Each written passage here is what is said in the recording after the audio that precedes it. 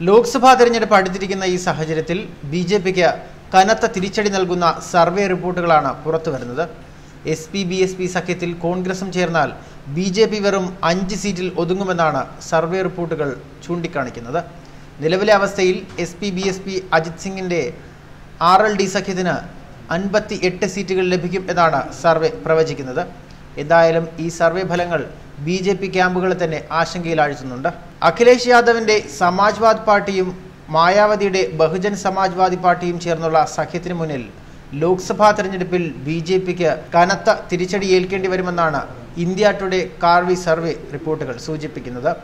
BJP Apna Dal സഖ്യത്തിന് 18 സീറ്റുകൾ മാത്രമേ ലഭിക്കുകയുള്ളൂവെന്നാണ് റിപ്പോർട്ടുകൾ സൂചിപ്പിക്കുന്നത്.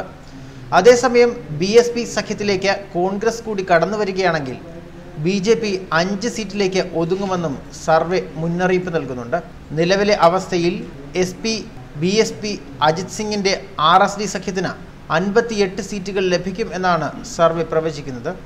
ഒറ്റയ്ക്ക് മത്സരിക്കുകയാണെങ്കിൽ കോൺഗ്രസിന് 4 സീറ്റുകളും ലഭിക്കും. 2014 ബിജെപി അപ്നാദൾ സഖ്യത്തിന് 73 സീറ്റ് ലഭിച്ചിരുന്നു. എന്നാൽ ഇത്തവണ 55 സീറ്റുകൾ നഷ്ടപ്പെടും എന്നാണ് സർവേ പറയുന്നത്. കോൺഗ്രസ് കൂടി SP-BSP സഖ്യത്തിന്റെ ഭാഗമായാൽ 68 സീറ്റുകൾ ബിജെപിക്ക് നഷ്ടമാകുമെന്നും സർവേ പറയുന്നുണ്ട്. എന്നാൽ കോൺഗ്രസിനെ സഖ്യം ചേർക്കാൻ ഇതുവരെ SP-യും BSP-യും തയ്യാറായിട്ടില്ല. UP-യിൽ ആകെയുള്ള 80 സീറ്റുകളിൽ 38 സീറ്റുകളിൽ വീതം തങ്ങൾ മത്സരിക്കുമെന്ന് അഖിലേഷ് യാദവും മായാവതിയും ചേർന്ന് പ്രഖ്യാപിക്കുകയും ചെയ്തിരുന്നു. RLDക്ക് 2 സീറ്റുകൾ നൽകും. രാഹുൽ ഗാന്ധിയുടെ അമേഠിയിലും സോണിയാഗാന്ധിയുടെ റായ്ബറേലിയിലും സ്ഥാനാർത്ഥികളെ നിർത്തില്ലെന്നും അറിയിച്ചിരുന്നു. സഖ്യത്തിൽ ചേർക്കാതായതോടെ എല്ലാ സീറ്റുകളിലും ഒറ്റയ്ക്ക് മത്സരിക്കുമെന്ന് കോൺഗ്രസും പ്രഖ്യാപനം നടത്തി. അതേസമയം കോൺഗ്രസ് UP-യുടെ ചുമതല പ്രിയങ്ക ഗാന്ധിയെയും ജ്യോതിരാദിത്യ സിന്ധ്യയെയും ഏൽപ്പിച്ചതോടെ സഖ്യത്തെക്കുറിച്ച് ഒരു പുനരാലോചന നടത്താനുള്ള സാധ്യതയും തള്ളിക്കളയാനാകില്ല. എന്തായാലും ഇന്ത്യ ടുഡേയുടെ ഈ സർവേ റിപ്പോർട്ട് BJP കേന്ദ്രങ്ങളിൽ തന്നെ ആശങ്കയുണർത്തുന്നുണ്ട്.